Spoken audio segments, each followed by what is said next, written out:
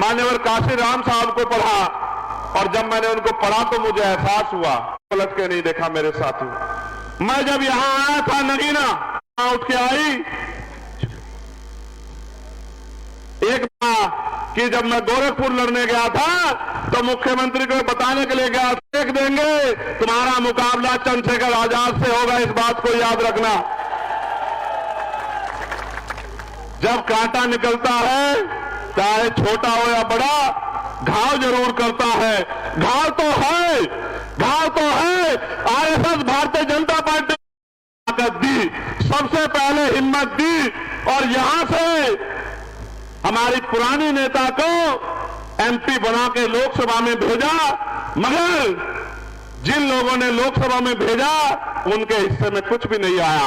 आज भी ओमपाल जी जिक्र कर रहे थे कि भाई नगीना के लोग, बिजनौर के लोग ये कहते हैं कि हम तो सबको ताकत देते हैं, लेकिन कोई हमारे बारे में नहीं सोचता, कोई हमारे बारे में नहीं सोचता।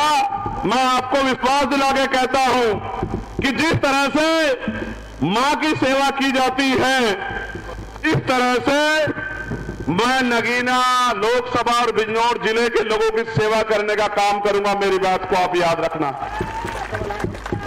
क्या कोई, मेरे भाइयों, मेरी माताओं बहनों, बताओ, क्या कोई व्यक्ति अपनी मां को परेशान छोड़ता है? क्या दुख के समय में, परेशानी के समय में मां से मुंह मोड़ता है? तो जब कोई बेटा नहीं मोड़ता तो चंद्रशेखर आजाद नगीना से मुंह मोड़ने वाला नहीं है। मेरी बात को आप याद रखना।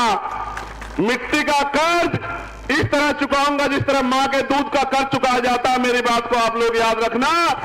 कभी आपको अकेला छोड़ के नहीं जाऊंगा। मुझे बहुत सारी बातें आपसे कहनी है। इस देश में हम लोग जो आंदोलन चला रहे हैं, सत्ता उसमें सेकेंडरी है, पहली है व्यवस्था परिवर्तन। व्यवस्था परिवर्तन कैसा? इस देश में जाति के आधार पर गैर बराबरी है, ऊंच नीच है, जाति के आधार पर शोषण होता है।